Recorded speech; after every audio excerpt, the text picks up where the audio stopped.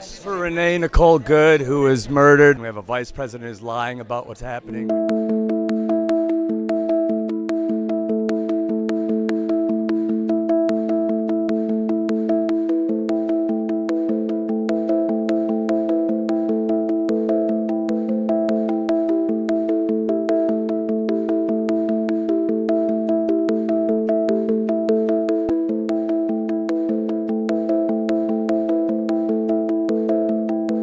We have we're in the middle of a war with Venezuela that we illegally invaded. He's telling the world that international law doesn't matter to him. The only thing that matters to him is his own morality.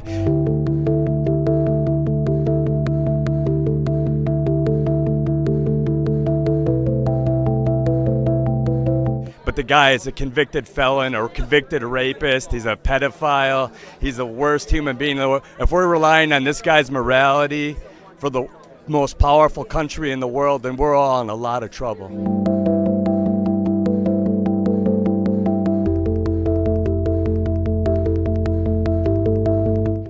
So this is for her. This is for the people in the United States who are terrorized and scared today. I know I'm one of them. I love this country, and what I'm seeing here happening is not America.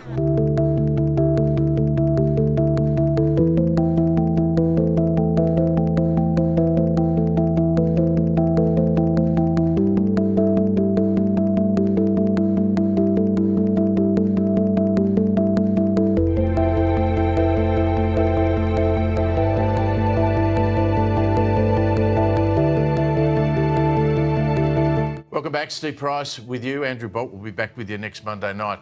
I don't normally say this, but I'm not really sure where to start with the Australian's foreign editor, Greg Sheridan. There is so much global action, most of it as usual swirling around Donald Trump. We've got Venezuela, we've got Greenland, and we've got Iran. Greg, thank you very much for joining us. I mean, great to be with you, Steve. Where to start? Let's start with Trump, though. He today commented on that situation facing Greenland.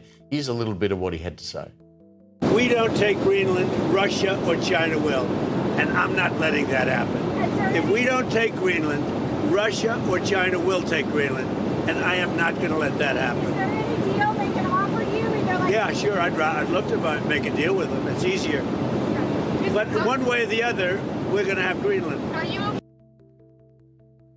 Is he right? Would Russia or China take over Greenland if he doesn't? No, Steve, he's not. I'm in a quite pro-Trump mood at the moment. I think what he's done in Venezuela... Which is not always common with you. No, but I try to assess his actions rather than his words, and his actions on Venezuela I think have been effective, and I think he's applying all the right pressure on Iran. I think he's doing quite a lot of good things that are working out well. But his case on Greenland is ridiculous. The Americans have a military pact. They have a military base in Greenland.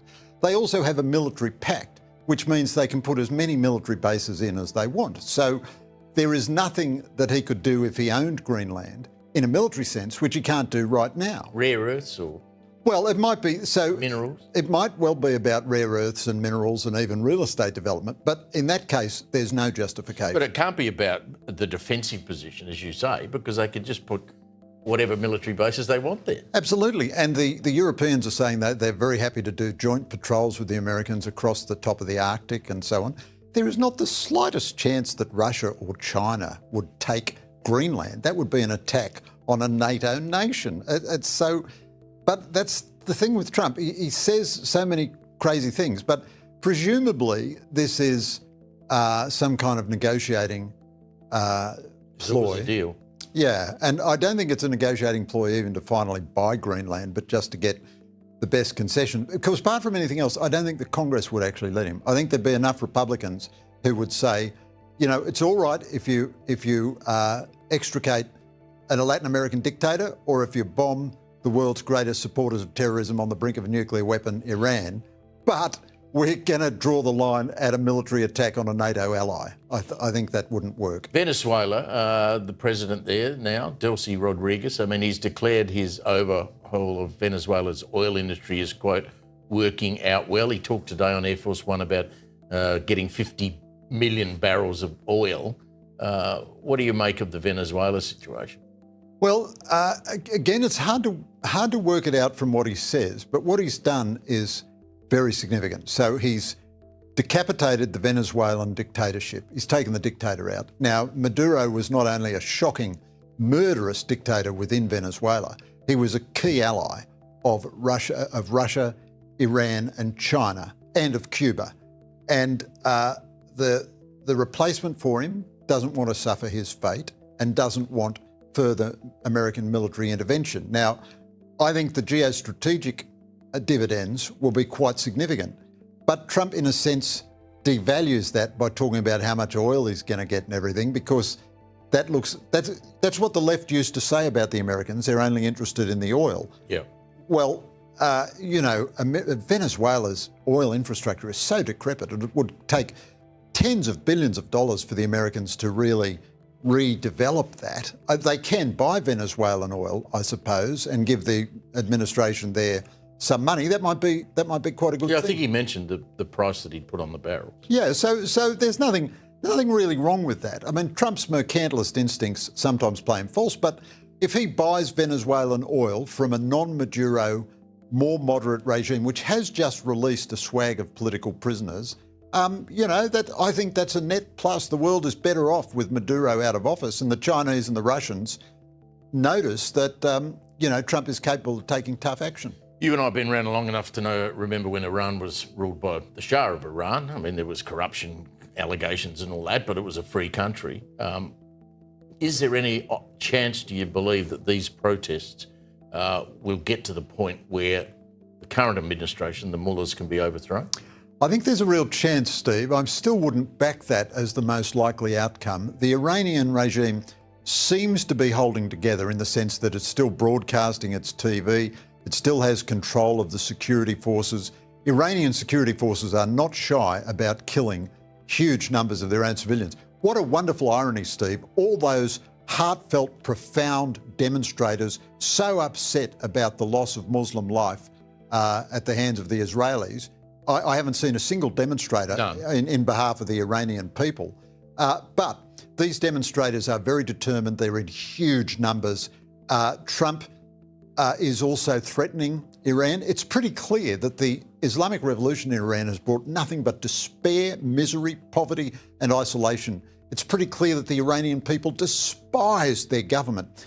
You would hope that there would be someone in the government, in the elite, at head of a security agency who would be willing to, make a break. So you need a split at the top. I think you do. Authoritarian regimes seldom collapse because they're too authoritarian. The Shah collapsed when he tried to liberalise.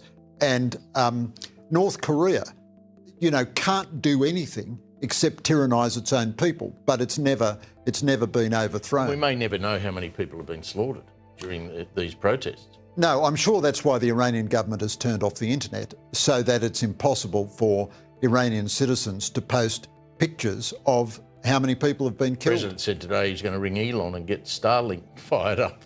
Yeah, well, Starlink is providing some sort of, pirate internet connections to Iran. God bless the Iranian people. They're so brave. It is a magnificent civilization, the Persian civilization. It has been betrayed by Islamist, theocratic leadership. And it's led down, when the Iranian Revolution came about in 1979, it inspired Muslims all over the world.